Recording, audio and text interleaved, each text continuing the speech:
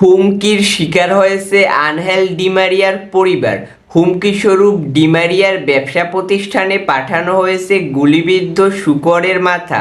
তাই নিরাপত্তার শঙ্কা থেকেই রোজারিওতে তার শুরুর ক্লাবের হয়ে ক্যারিয়ারের ইতি টানার কথা থাকলেও এখন তা করবেন না ডি মারিয়া। ডি মারিয়া কিন্তু তার ক্লাব ক্যারিয়ার শুরু করে রোজারিওর সেন্ট্রাল বয়সভিত্তিক দল থেকে। 2 মৌসুম খেলেছেন ক্লাবটির মূল দলে।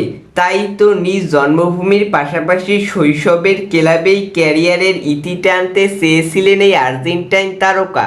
কিন্তু এই হুমকির ঘটনায় আর ফেরা হবে না নিজ জন্মভূমিতে। ডি মারিয়া বলেন, আমার বোনের ব্যবসা প্রতিষ্ঠানে হুমকি দেওয়া হয়েছে। একটা বক্সে করে শুকরের মাথা পাঠানো হয়েছে, যার কপালে বুলেটবিদ্ধ চিরকুটও দেওয়া হয়েছে, যেখানে বলা হয়েছে আমি যদি রোজারিওতে ফিরি তাহলে পরবর্তী মাঠাতেই হবে আমার ছোট মেয়ে পিয়ার।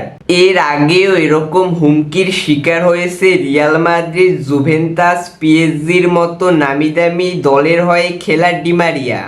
ডি মারিয়া যেখানে বাস করে সেখানেও একটি চিরকুট পাঠানো হয়েছে। এরপরই নিরাপত্তাহীনতায় ভুগছেন ডি মারিয়া। ডি মারিয়া বলেন, আমি এভাবে রোজারিওতে ফিরব না। ওরা আমার পরিবারকে হুমকি দিচ্ছে, আমি কোনোভাবেই সেটা মেনে নিতে পারবো না।